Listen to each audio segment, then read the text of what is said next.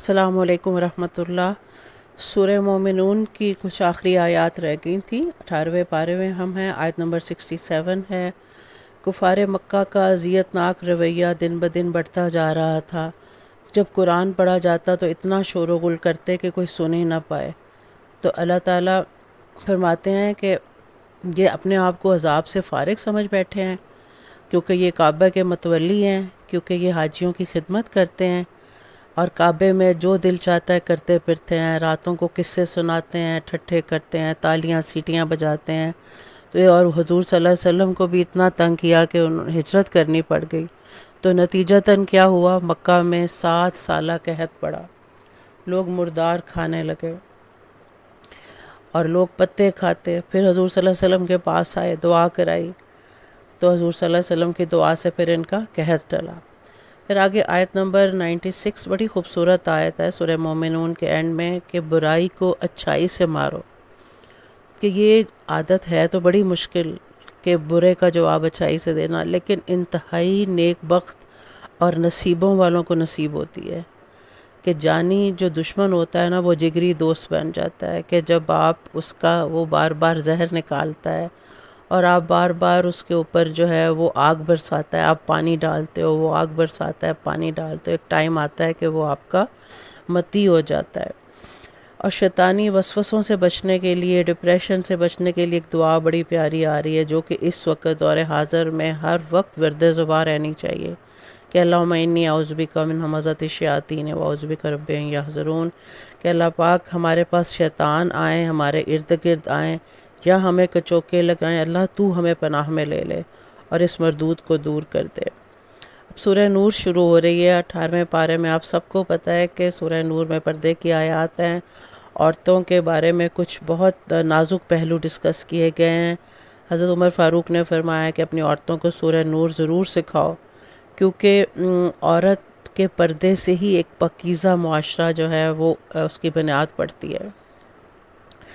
تو اس طرح شروع ہوتا ہے کہ اللہ تعالیٰ نے زنا اور تہمت کی سزائیں بتائی ہوئی ہیں، کہ پردے اور آنکھیں نیچی رکھنے کا حکم بتایا ہوا ہے۔ اس طرح کے اہم موضوعات جو ہیں وہ اس میں بیان کیے گئے۔ آیت نمبر 1 اور 2 میں سب سے پہلے اللہ تعالیٰ تو یہ فرماتے ہیں کہ زانی مرد اور زانی عورت اگر غیر شادی شدہ ہے تو 100 کوڑے لگاؤ، اور اگر غلام یا لونڈی نے یہ حرکت کی ہے تو 50 کوڑے، یعنی کہ آدھی سزا، اور اگر شادی شدہ مرد یا عورت نے یہ حرکت کی ہے تو ان کو رجم، سنسار کرنا، یعنی سٹوننگ ٹو ڈیتھ۔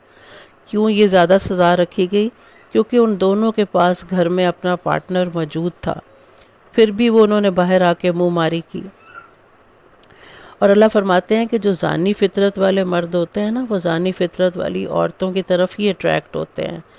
دونوں کا خبیث ذوق ہوتا ہے، جس کی وجہ سے وہ ایک دوسرے کی طرف اپنے ہم مزاج ہونے کی وجہ سے اٹریکٹ ہو رہے ہوتے ہیں۔ جو اچھے لوگ ہوتے ہیں وہ اچھوں کی طرف ہی اٹریکٹ ہوتے ہیں۔ پھر اللہ پاک ایک بڑا نازک موضوع ڈسکس کر رہے ہیں کہ کسی پاک دامن عورت پر شک کرنا، تہمت یا بہتان لگانا، یہ جو ہے آسان کام نہیں ہے۔ تو ایسا شخص جو کسی عورت کے اوپر تہمت یا بہتان لگائے کہ اس نے فلاں غلط کام کیا ہے یا اس نے فلاں مرد کے ساتھ اس طرح ہے، اور اگر وہ 4 گواہ نہ پیش کرے تو اس کی پیٹھ پر 80 کوڑے لگاؤ۔ اس سزا کو حد قذف کہتے ہیں۔ یہ قرآن نے ڈکلیئر کیا ہوا ہے، لاز جو قرآنک لاز آف آرڈیننسز ہیں، یہ قرآن کے ہیں۔ آپ سوچیں کہ اس وقت ہمارے معاشرے میں کسی بھی عورت کو ہم گوسپس کے اندر کچھ بھی کہہ جاتے ہیں۔ اللہ تعالیٰ نے عورت کے دامن کو بچانے کے لیے، اس کی آبرو کو بچانے کے لیے، کہ عورت کو اتنا سستا اور اتنا ہلکا نہ سمجھا جائے، اللہ نے یہ بڑی رحمت رکھی ہے کہ 4 گواہ لانے کی کڑی شرط لگا دی کہ شاید ہی کوئی یہ شرط پوری کر سکے گا۔ تو اس سے جو ہے حد قذف جو ہے کہ ڈر کی وجہ سے مرد جو ہے کسی پاک دامن عورت کے بارے میں کوئی بات کہتا ہوا ڈرے گا۔ پھر اللہ تعالیٰ آگے فرما رہے ہیں کہ اگر شوہر کو شک پڑ جائے کہ اس نے اپنی بیوی کو کسی غیر مرد کے ساتھ دیکھا غلط حالت میں زنا کرتے ہوئے، اگر اس کے پاس 4 گواہ نہ ہوں تو پھر وہ کیا کرے گا؟ پھر وہ قاضی کے سامنے جائے گا اور 4 بار قسم کھائے گا کہ میں نے اپنی تہمت میں سچا ہوں، اور 5ویں بار کہے گا کہ اگر میں جھوٹا ہوں تو مجھ پہ لعنت۔ اسی طرح بیوی بھی یہی کہے گی کہ یہ اپنی تہمت میں جھوٹا ہے، 4 بار کہے گی، اور 5ویں بار یہ کہے گی کہ اگر یہ سچا ہو تو مجھ پر لعنت۔ اس عمل کو لعان کہتے ہیں۔ اس سے مرد جو ہے نا حد قذف سے بچ جاتا ہے، اور عورت حد زنا کی سزا سے بچ تو جائے گی، مگر ان دونوں کے درمیان ہمیشہ کی علیحدگی ہو جائے گی۔ اور یہ بھی سوچ کے رکھو کہ اگر کسی نے کسی کے اوپر جھوٹی تہمت لگائی، یا کسی کی بیوی، بہن، بیٹی، ماں کے اوپر غلط نظر ڈالی، تو سوچ لو کہ وہی کچھ تمہاری ماں، بہن، بیٹی اور بیوی کے ساتھ ہونے والا ہے۔ یہ اللہ کا قانون ہے۔ اب واقعہ افک شروع ہو رہا ہے، آیت نمبر 11 سے 21، 10 آیات ہیں۔ آپ سب کو پتہ، سب نے سنا ہوا ہے کہ حضرت عائشہ جو ہے غزوہ بنی مستلق سے واپس آ رہی تھیں، قافلے سے پیچھے رہ گئی تھیں۔ حضرت صفوان بن مبارک جو قافلے کا بچا کچا سامان سمیٹنے کے لیے رک گئے تھے، وہ ان کو بڑے احترام سے بحفاظت سواری پر بٹھا کے قافلے تک لے کر آئے۔ منافقین نے موقع سے فائدہ اٹھایا، افواہ اڑا دی کہ نعوذ باللہ حضور صلی اللہ علیہ وسلم کی زوجہ عائشہ اور صفوان نے کچھ غلط کیا ہے۔ سارے مدینے میں یہ خبر آگ کی طرح پھیل گئی۔ جید صحابہ نے جو ہے حضرت عائشہ کی پاک دامنی کے لیے گواہیاں دیں، اور حضرت عمر بولے کہ اللہ نے اپنے نبی پر کبھی مکھی بھی نہیں بیٹھنے دی، ان کی زوجہ کی حفاظت کی آبرو کو اللہ نے ضرور حفاظت میں رکھا ہوا ہے۔ اسی طرح حضرت عثمان، حضرت علی، الغرض یہ مدینے میں بڑا مشکل دور تھا، بڑا کڑا امتحان تھا، چاروں طرف سناٹا، خاموشی تھی۔ حضرت عائشہ، حضور صلی اللہ علیہ وسلم چپ چپ رہنے لگ گئے، تو حضرت عائشہ اپنے میکے چلی گئیں، آپ سے اجازت لی، آپ نے فوراً اجازت دے دی۔ حالانکہ آپ جب جانے لگتی حضرت عائشہ تو ضرور کہتے کہ عائشہ نہ جاؤ، لیکن اس مرتبہ نہیں روکا۔ حضرت عائشہ کی عمر یہ قیامت گزری۔ والدین کی طرف گئے تو وہ بھی دونوں، حضرت ابو بکر صدیق اور عثمان، خاموش خاموش۔ پھر جب وہ قضائے حاجت کے لیے گھر سے باہر گئیں تو مستہ ان کے ساتھ تھیں، تو ان کے منہ سے نکلا کہ مستہ کا جو ہے خدا غارہ کرے کہ وہ عائشہ کے بارے میں اس طرح کی باتیں کرتا ہے۔ اس وقت حضرت عائشہ کو احساس ہوا کہ میرے ساتھ کیا یہ ہو رہا ہے۔ آپ اللہ تعالیٰ کے آگے روئیں، گڑ گڑائیں، عبادت میں اللہ تعالیٰ سے گریہ ازاری کی، تو اللہ تعالیٰ نے آپ کی برات کے لیے یہ آیات نازل کر دیں کہ جس طرح حضرت یوسف کے اوپر جب تہمت لگی تھی تو ایک بوڑھے شخص نے گواہی دی، حضرت مریم پر تہمت لگی تو حضرت عیسیٰ بول پڑے، تو اللہ تعالیٰ نے جب حضرت عائشہ پہ تہمت لگی تو قرآن خود بول پڑا، اور قیامت تک جو ہے قاری حضرات عائشہ کی پاک دامنی کی گواہی دیتے رہیں گے۔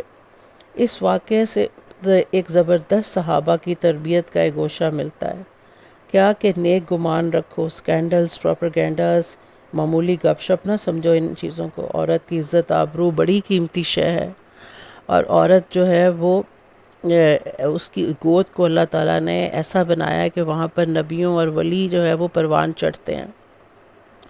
بڑی بڑی شاندار عورتوں کی ہستیاں گزری ہیں تاریخ میں، جنہوں نے ایسے شاندار جو ہے بچے اور مرد پیدا کیے۔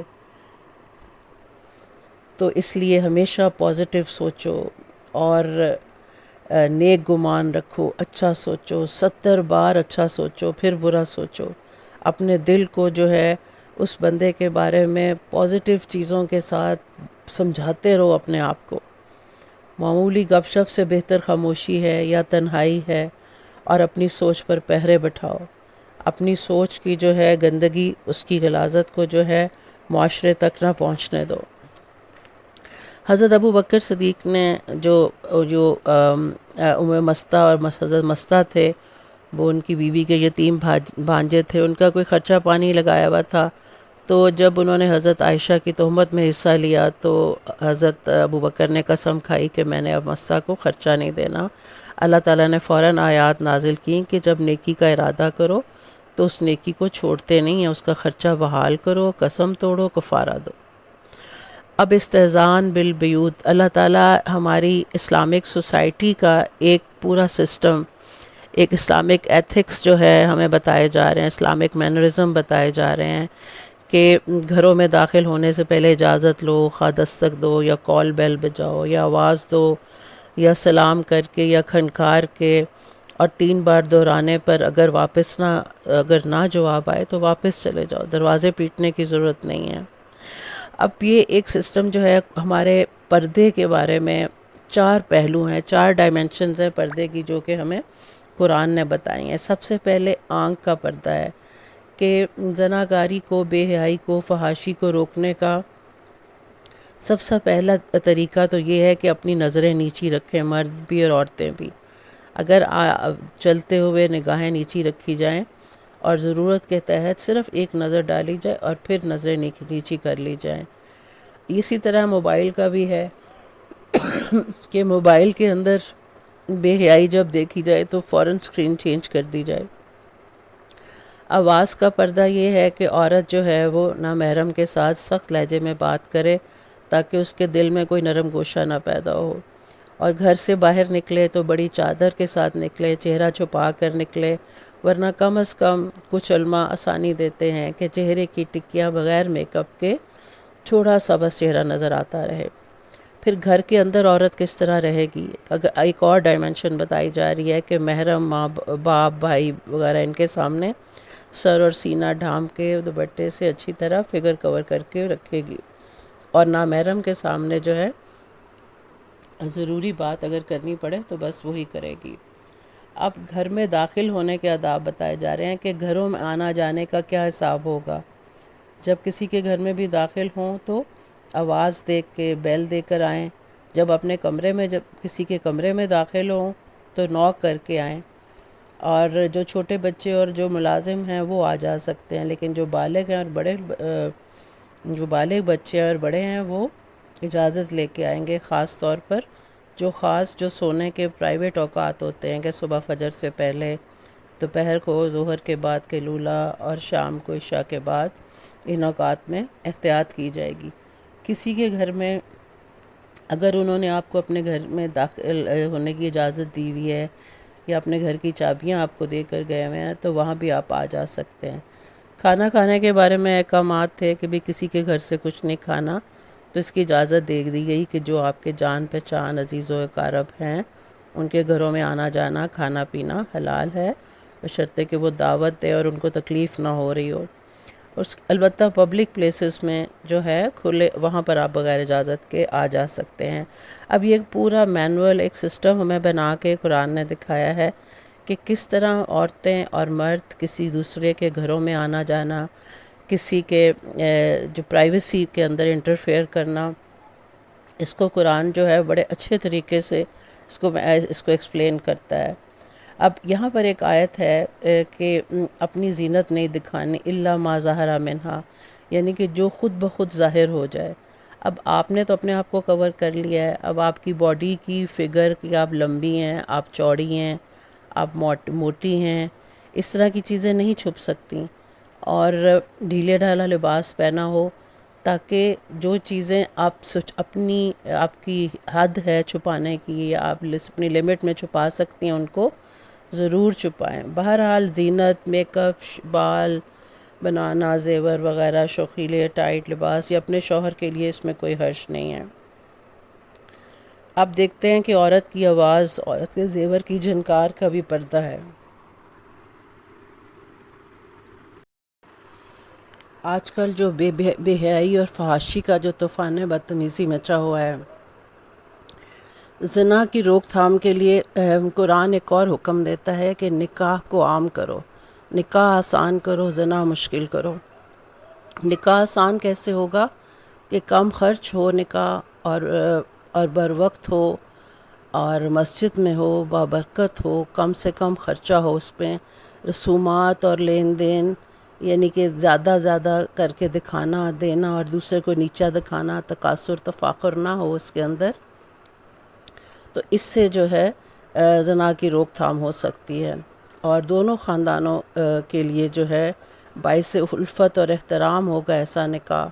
ایسے نکاح میں برکتیں، رزق میں، اولاد میں، مال میں، ہر چیز میں، اور محبتوں الفتوں میں بھی برکتیں پڑیں گی۔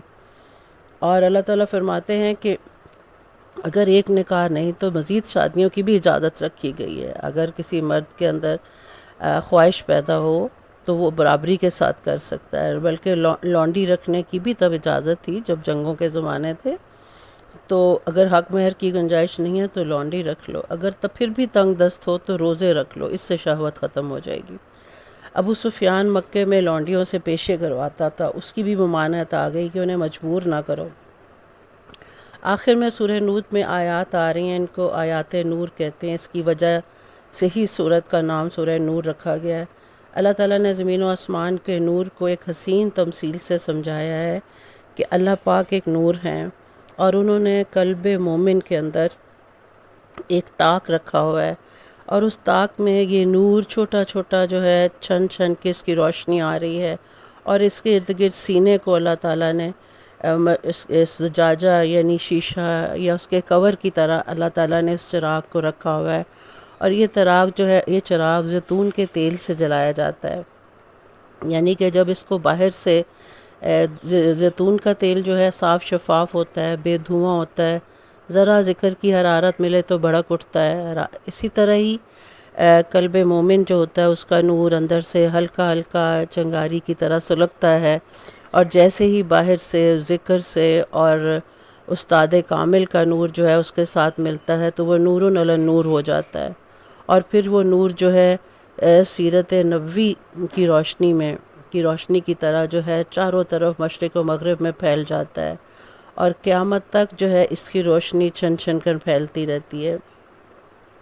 اس طرح ایک کامل استاد کا وسیلہ جو ہے وہ ہمارے اندر کے نور کو نوراً علی نور بنا سکتا ہے۔ پھر اللہ تعالیٰ کافر کے اعمال کی طرف آتے ہیں کہ جس طرح کوئی صحرا میں پیاسا جو ہے سراب کے پیچھے بھاگ رہا ہے، پاس جائے گا تو کچھ بھی نہیں، اس طرح یہ دنیاوی زندگی کے پیچھے سرپٹ بھاگ رہے ہیں یہ لوگ۔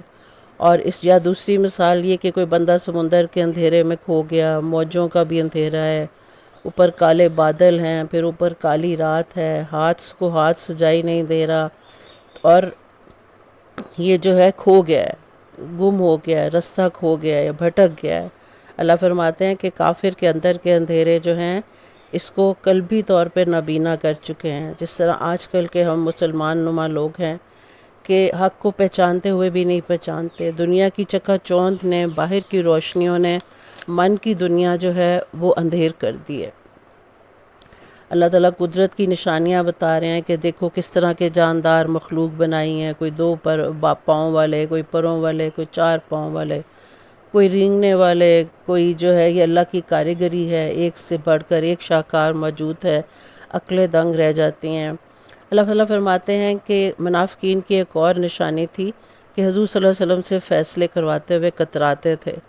اللہ فرماتے ہیں کہ فی قلوبہم مرض، ان کے دل بیمار ہو گئے ہیں، ان کی روح کو نفاق کی بیماری لگ گئی ہے، ان کو ایک کینسر ہو گیا ہے۔